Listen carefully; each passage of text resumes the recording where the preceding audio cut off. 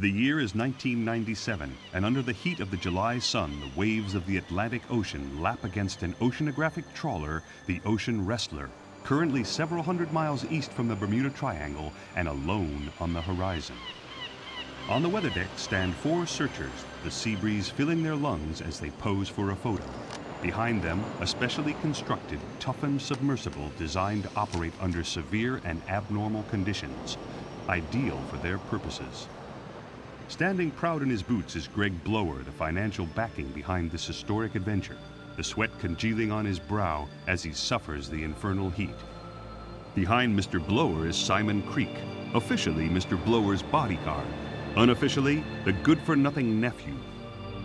Then, the enigmatic Helen Milton with her alert scientific mind, educated in the top colleges in the country. Finally, Professor Caldwell, world-renowned archaeologist, considered to be a fruitcake on the hunt of a lost cause by many in the archaeological community, but in his heart and mind, he knows the many clues and legends he has followed will prove true in the end. The 4 enter and seal the only exit to the submersible. The tension in the air is thick, and as the professor checks the oxygen pressure levels, the winch is started up and the submersible is slowly lowered into the deep, murky Atlantic Ocean. The search for a mystery hidden by the sands of time has begun. This is the search for Atlantis. Atlantis, a myth known around the world as the city which was sunken by an angry god. Many have searched for it and failed. The lost city has hidden itself well from the prying eyes of the world.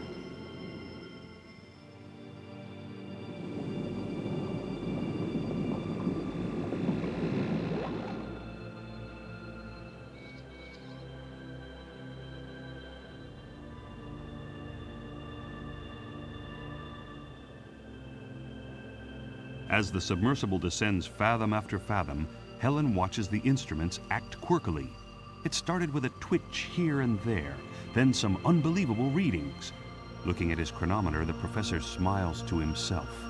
A quick warning about an abnormal magnetic field puts Helen's mind at rest, but agitates Mr. Blower and confuses Simon. It happened so slowly they almost didn't notice. At first it was just a little dim and warm. Then as the sleek yellow submersible continued into the magnetic field, it got brighter and brighter and warmer and warmer. Then Simon noticed a fish, a big fish, a glowing fish. He pointed it out to the professor, who smiled and said it was a prophetic dolphin, reciting a passage written by Christopher Columbus, who spoke of mystic glowing creatures making ethereal noises and guiding them through dangerous waters. It took just a second for the professor to decide the path they should take, and as the dolphin began to swim further into the murkiness, the professor told Helen to use the dolphin as their guide. This drew more than a raised eyebrow from Mr. Blower, who was expecting a well-choreographed scientific mission. He wasn't expecting this. Guiding the submersible through the silence of the seabed, leading them right to the center of the magnetic field, Helen watched the radar as many other curious dolphins began to surround them. Helen smelt the burning electronics of the guidance console and knew they were going to crash.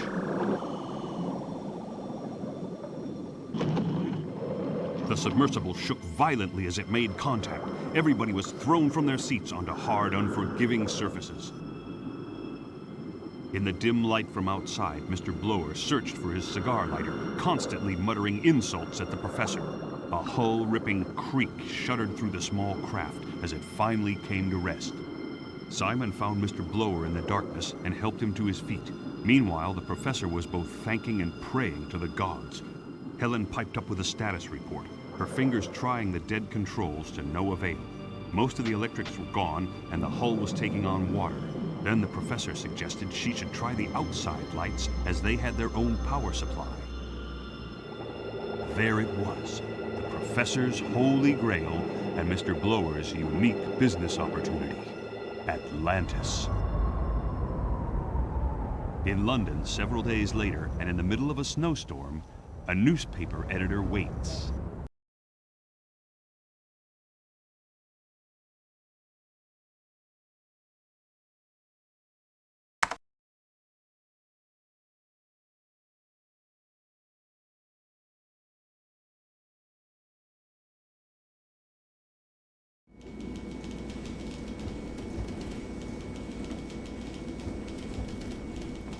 Kendall, you look exhausted. Have all those football matches you've reported on finally got to you?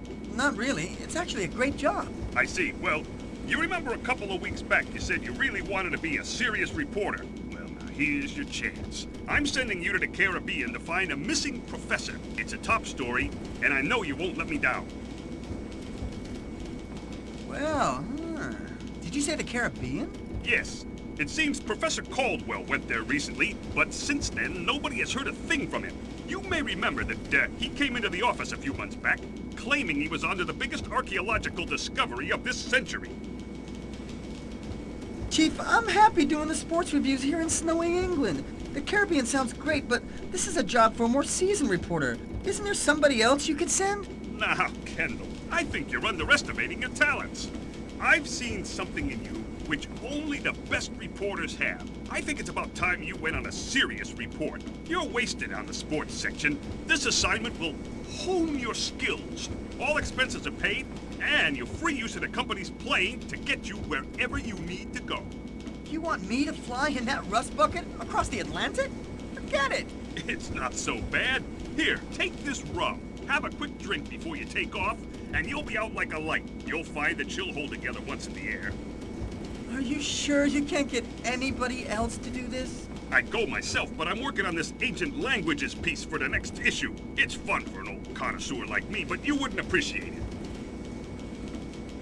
The Caribbean, I'm beginning to like the sound of sun-swept beaches and... Bye, Kendall. Go find me that professor. Bye, slave driver. Oh, I mean, Chief.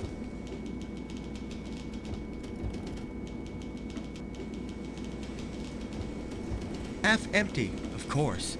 Or as the editor would say, half full. Oh, look! Here are the chocolates we gave him on his birthday.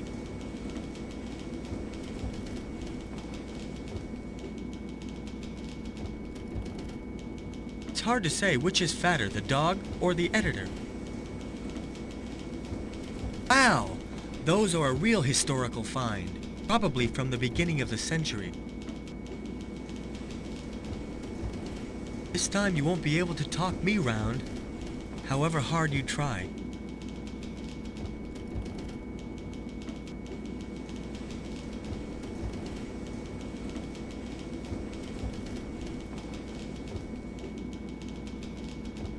Way to the outside world. A quick taxi ride. I'm at the airport.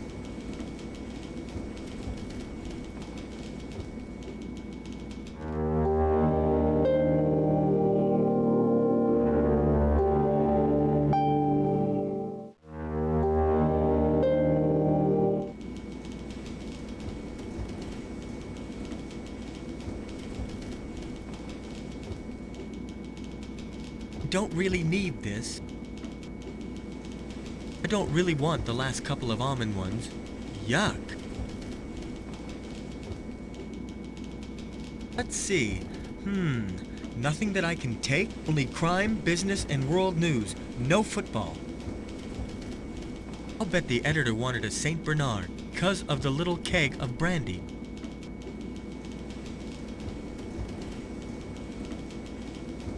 I'm wasting my time on him. This time you won't be able to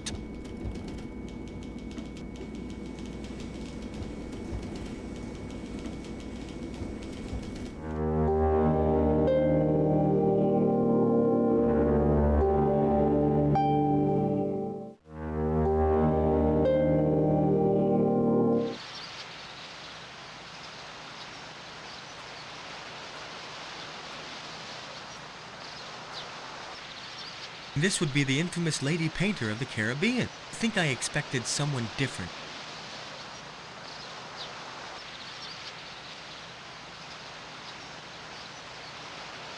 Excuse me, ma'am, but what are you painting? From here you can only see the fountain, some buildings, and a couple of palm trees. Don't call me ma'am. Call me Judith. Old Aunt Judith. World-renowned psychic painter. Okay, Aunt Judith. And what is it that you are painting right now? I'm painting your future. But this is not the time to ask questions. You're a good-looking young man. Don't you have a girlfriend? You're the psychic one. You tell me. It doesn't work that way. Why don't you do something for the old legs of Aunt Judith? Okay, sure. What do you want me to do? Go and fill up this little pot with clean water. You see, I can't wash my brushes with this dirty one. Okay, I understand. Well, just give it to me, Aunt Judith, and I'll see that you get some clean water. Good. Thank you.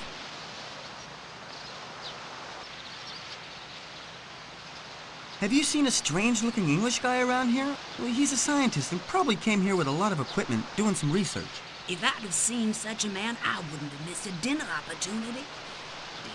I've seen nobody like that. Okay, thanks anyway.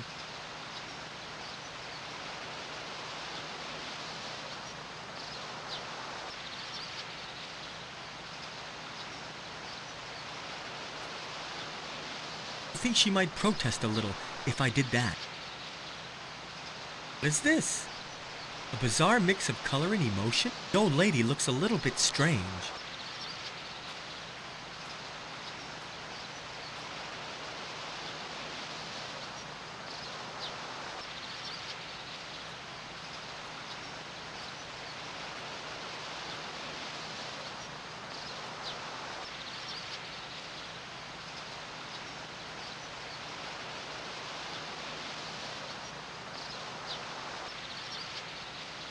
Reads, I'm on spiritual retreat, or urgent messages write to Postbox 335, Hotel Splendid, Bahamas, your loving priest.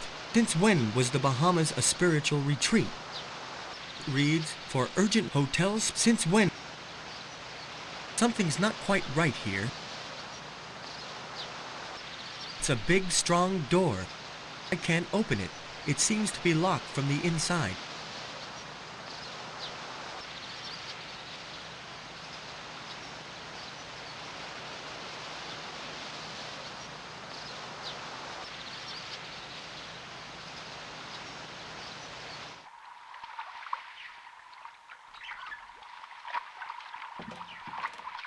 Nothing but junk.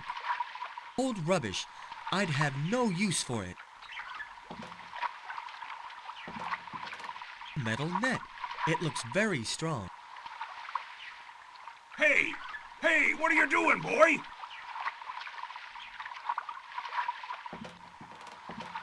Well, I was, looking at this beautiful net. Very strong, isn't it? Right. Leave it alone. I don't want it stolen. Stolen? Is there a thief around here? Good to know. Nowadays, you can't trust anybody. Right. A cheap thief who wants to take advantage of a poor, harmless, retired sailor. You're absolutely right. What do you think about, I don't know, perhaps, maybe putting down that thing? I don't know why, but it makes me nervous. You're making me nervous, boy. What are you looking for? To tell you the truth, your net is really beautiful. Would you mind lending it to me for a while? I need to take care of a little matter around the corner, and then I'll bring it back. Never! With this net, I captured a wild shark mincer when I was only 13. All the Caribbean islands still talk about that. And with this net, I make a little money showing it to the tourists passing by. Remarkable, really. But I promise you, it's only going to take me a few minutes. I don't know why, but my index finger is itchy.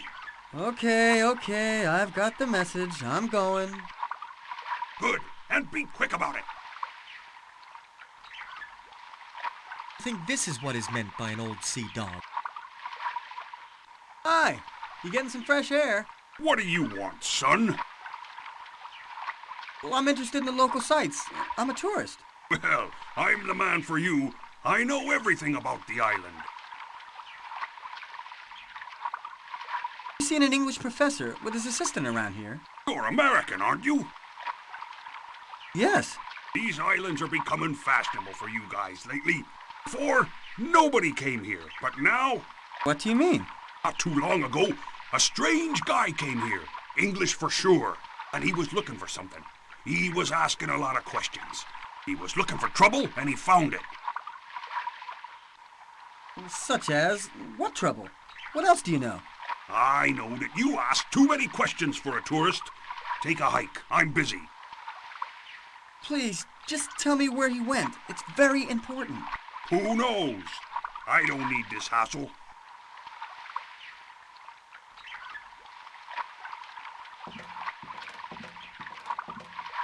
This rust bucket is taking on water everywhere. I'm no sailor. I get seasick just looking at the water. I don't even know which side is port or starboard.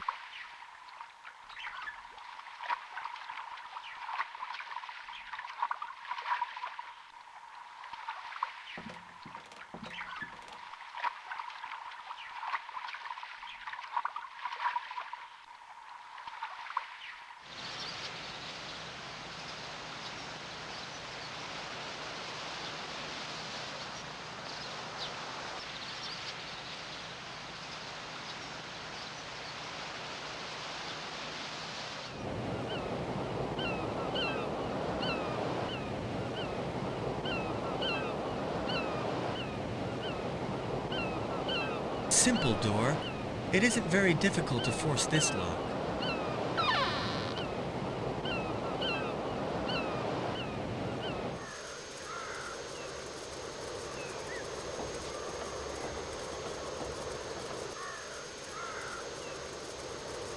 It's been very worn, and it's got a piece of cloth missing from the one sleeve.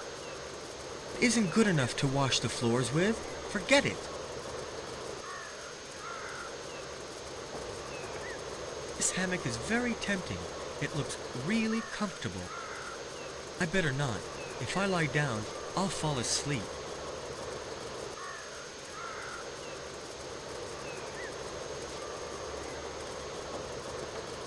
Seems to be the professor's handwriting. If I can make out this terrible handwriting, I think it reads, "Maybe Simon is a fool, but he's strong as a lion." Who is this Simon? With his bare hands, he tore up the headstone from the floor of the church, and under it was the missing key. I can't read anything else but a rusty passage to an ancient tomb. Old dirty mug. What a strange idea the Mexicans had to put a squared hole in the middle of their coins.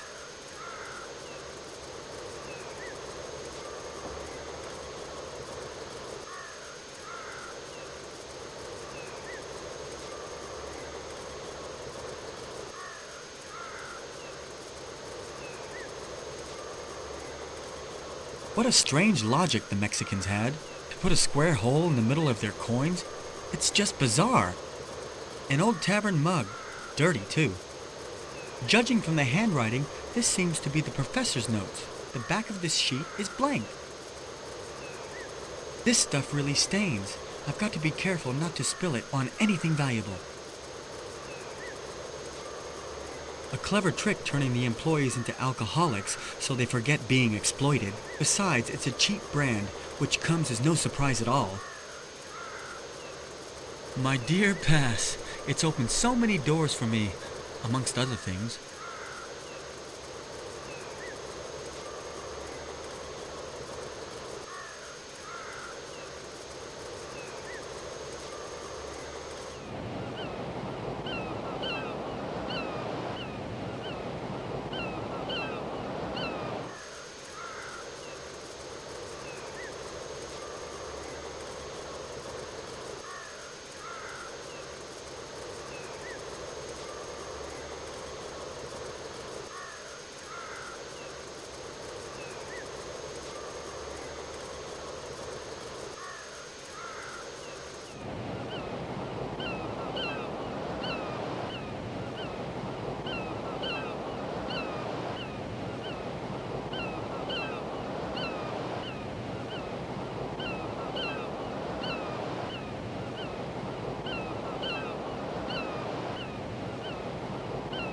Oh no! It's gone under there!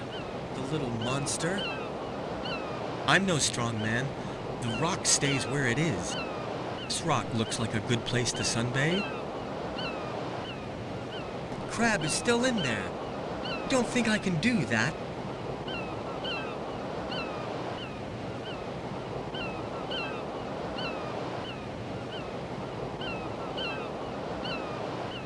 I feel like I'm just pouring my chances of success away. I don't think it's a good idea.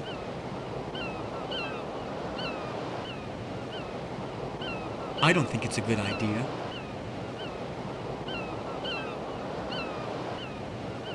I feel like I'm just pouring my chances of success away.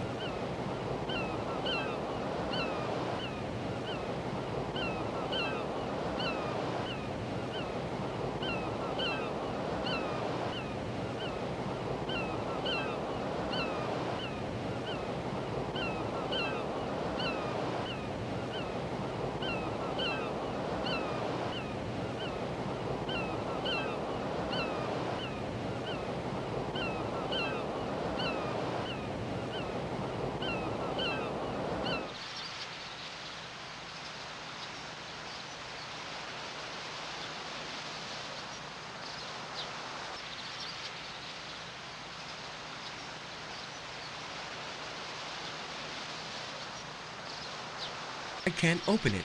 It seems to be locked from the inside.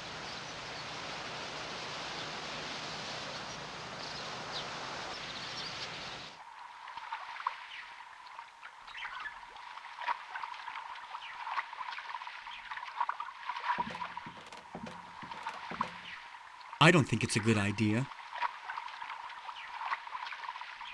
I feel like I'm just pouring my chances of success away.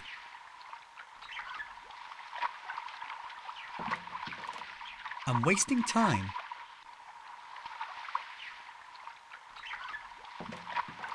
I'm wasting time.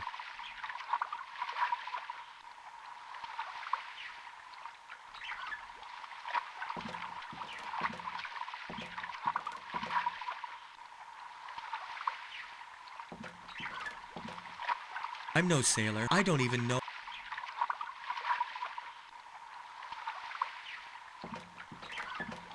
It's probably better not to do.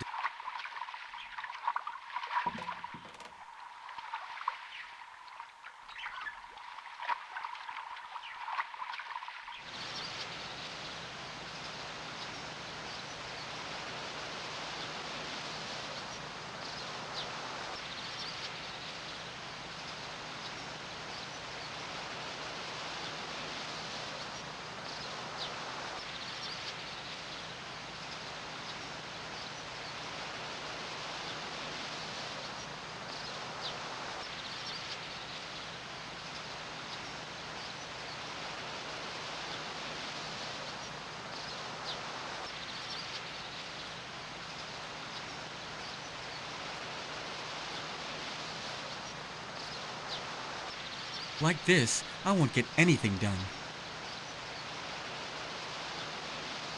I don't think it's a good idea. I feel like I'm just pouring my chances of success away. I've got to come up with a better idea. I won't get anything done in this way. I'm wasting time.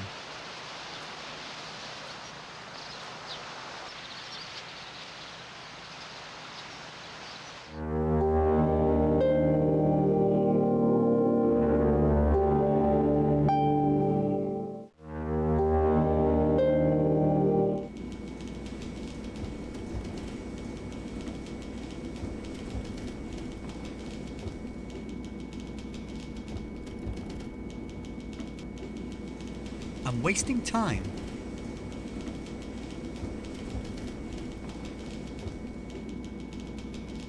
I won't get anything done in this way. I feel like I'm just pouring my chances of success away.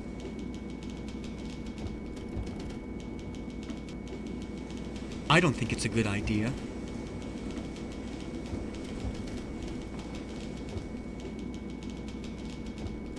I don't think it's a good idea.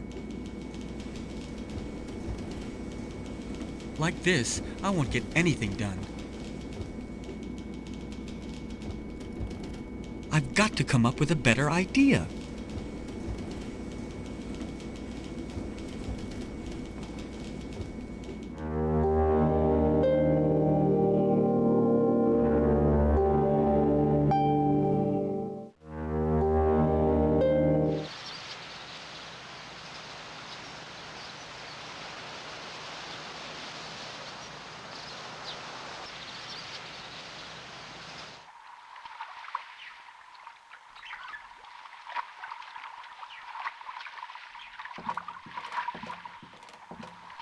Like this, I won't get anything done.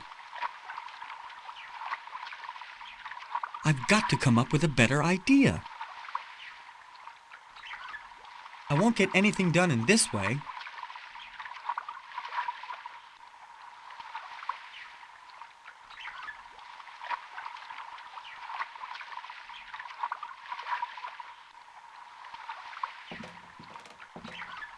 Hold. The sailor sees me, I'm in trouble. Metal net. It looks very strong.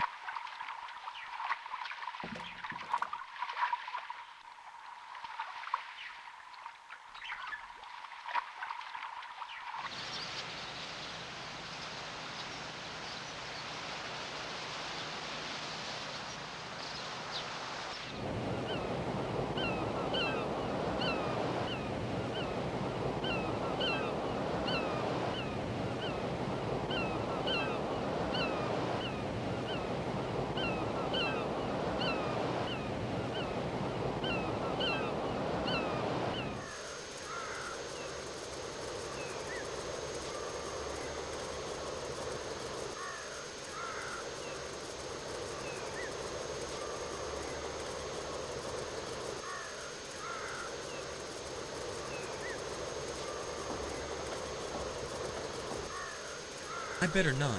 If I lie down, I'll fall asleep.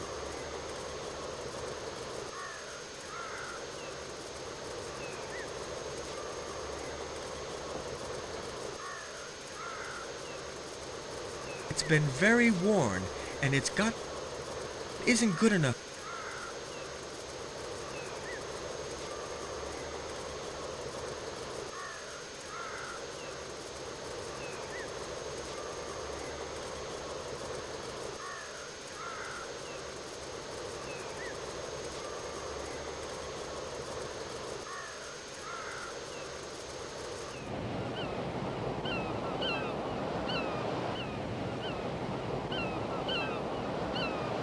Judging from the handwriting, this seems to be the professor's notes. The back of this sheet is blank. I feel like I'm just pouring my chances of success away. I feel like I won't get anything done. I won't get...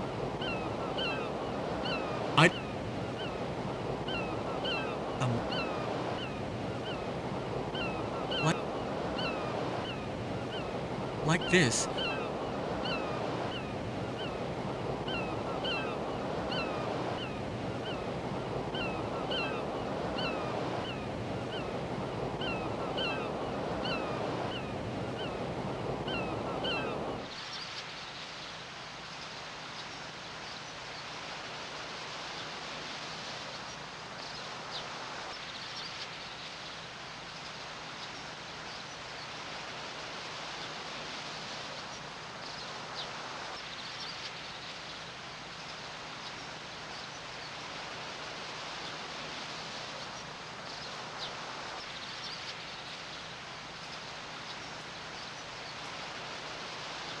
I'm not even going to try that.